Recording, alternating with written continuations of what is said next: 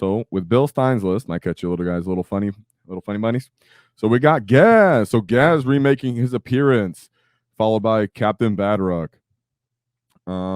Boys in one battle line, few trucks. We got a Flash Git unit, a Gorkanaut. Yes, a Gorkanaut. I was thinking about I just got one of these from the boss when I went to the GT, and I was like, I really want to play this. And now it's becoming a reality, huh? 2 10-man user Gretchen, always what I would consider. And then we have Meganobz. So not that I'm a weird boy for real, but I was saying Meganobz might start making an appearance in the meta as we are coming more towards shooting armies, and we just feel like, hey, maybe we need to stand in the mid board, walk through buildings, not get clogged up, or maybe you just don't always want to run Squig Hog Boys. It's not that it's one's wrong or the other. It's this is another way to play, and I'm glad to show it. I'm glad he went out there and performed with it.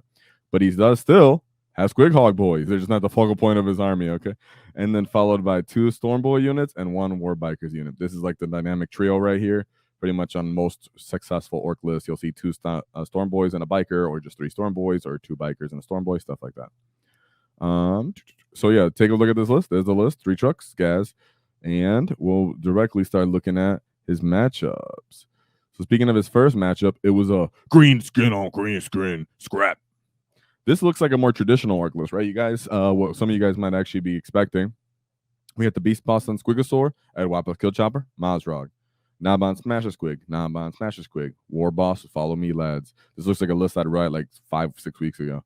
So we got Beast Snagas, trucks. So we got 4 trucks. Sorry, 1, 2, 3, 4. So 4 trucks, 2 Gretchen units, the Knob Scalpel unit, 1 brick of Squig Hog Boys, another one without the upgrades, Storm Boys, Bikers, and then War Bikers.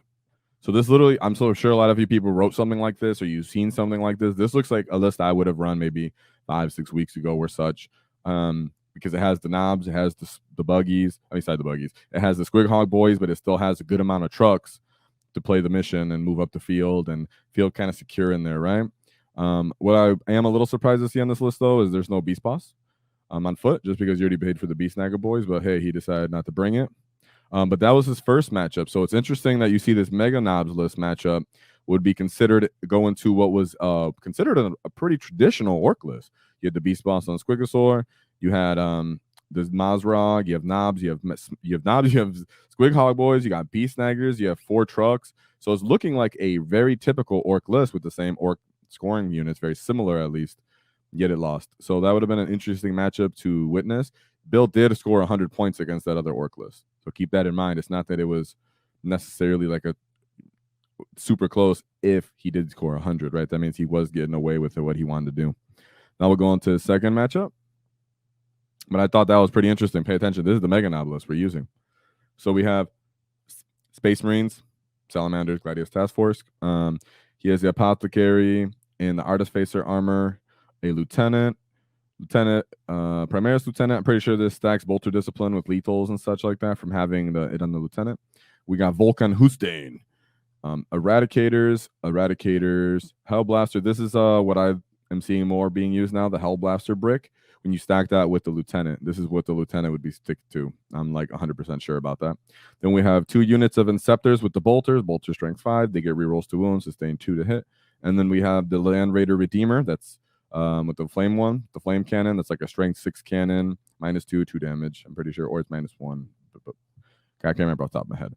The Storm Thunderstrike Speeder. This gives them a buff, a Space Marines as well, with its ability. And then 2 Whirlwinds for indirect fire, multi-damage. It's like D6 +2 or something like that. And then the Caladius Assassin, of course. So this is what is more of a meta Space Marine list. It still has the Whirlwind. It has the buffing for the Storm Strike Speeder, which can also move and play the edge of the table. A Land Speeder for its Flamer and ability to kind of be a bully in the middle of the table if you don't have anything that's just straight Squig Hog it out.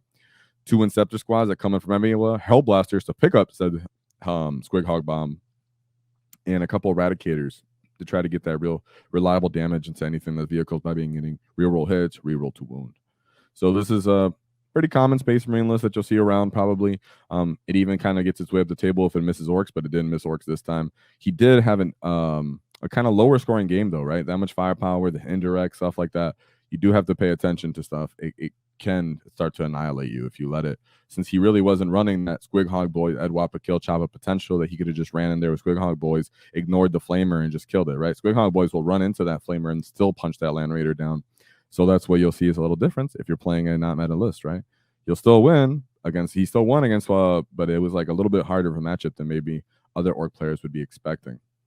So we have Demons. So interesting. Something else Squighog Boys would run over typically. He's playing up into Demons again. So we got a Bloodthirster, Chaos Prince of Chaos. Oh, sorry. Demon Prince of Chaos. The Red Master's Throne. This is actually just like a fighty character. It's literally a throne. It's a corn. So it's pretty punchy and it has some self buffing capabilities. And then Scarbred. Bloodletters. Okay, I like to see those coming out of Deep Strike. Blood Crusher. So this is Demon's version of a Squighog Boy, if you guys just want to imagine. They're on a dude on a mount. He's T7 with 4 wounds and a 4-up invuln. The guy on the top doesn't have 2 damage attack, or the guy on top has 2 damage attacks, and the mount itself is like 1 damage. That's one of the main differences. And they can deep strike, not preserve, they deep strike. So he brought a couple of those, another one of those, a smaller unit. And then Flesh Hounds, and the Skull Cannon probably just had points, just wanted to shoot with something, you know? A little bit different of a Demons list. Well, where people were wondering what's going to happen with Demon list. That's another iteration that we've seen with Khorne, but he did beat him with a 72 score. Going to his 4th matchup. This is the one he dropped. Take a guess. 1, 2, 3, who it was. What did he lose it to? To Tau. So a part of me saying I would bring Meganobz is to combat Tau, but here we are. He played it to Tau and he got combated himself. So, oops, I guess that part of my prediction was not right. So at least we'll see, right? As the meta develops. This is all in jest. So we have Commander Farsight, Commander Shadow Sun. This is a lone operative, of course. Annoying if you guys didn't know. Commander in a battle suit, sticks to the battle suit, and then a Firesight team. We got a broadside battle suits, crisis battle suits. Okay. And don't worry, here we go, another crisis battle suits. Okay, so this guy's just going straight in with broadsides, crisis, then ghost keels, crew hounds, piranha, and then churches. That's all he had points for, of course. So piranhas, this is their version of like a transport, essentially. Or just like a very, look at that, 55 points, and this thing is like, I believe T10, if not T9, but it's one of their version of vehicles. I think it actually has scout as well.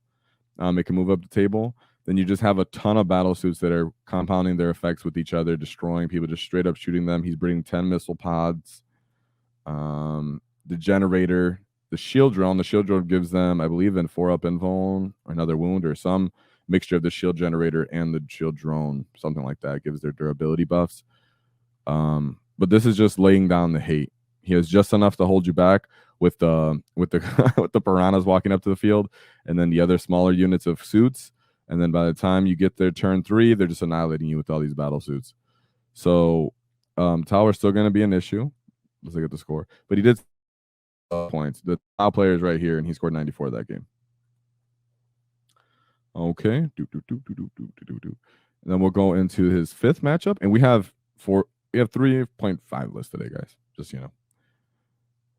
Another Space Marine list, Blood Angels. Sanguinor, he can come out of Deep Strike and directly into combat. He's hilarious and decent. And then we have a Apothecary Biologist with Bolter Disciplines on about every list.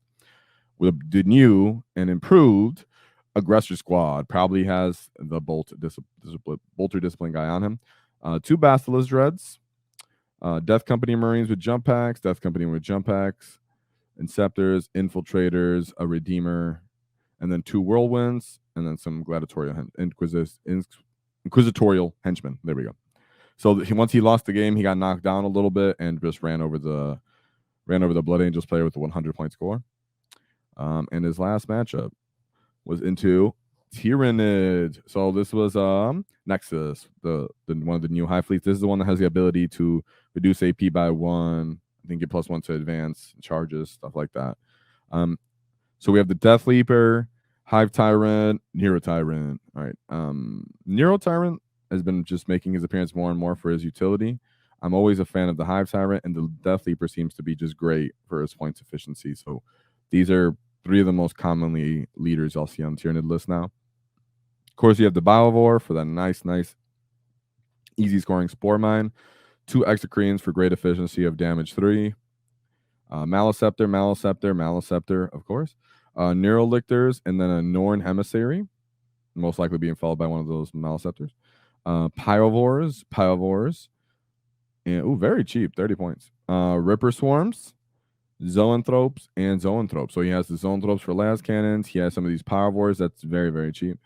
And the Norn Emissary, the very new Tyranid model, he'll give himself a 5-up Feel No Pain when he declares an objective and 15 OC when he gets to it, in case you haven't heard. Neurolictors, you could just tag an objective and they'll start making you take morale checks just over and over again for battle shock.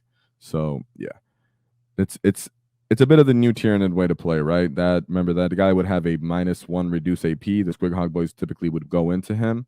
Even with that -1 AP and the 5 Feel No Pain, it might be an issue. But when you're not running them, you actually have a strength 12 Meganobz with -3 AP.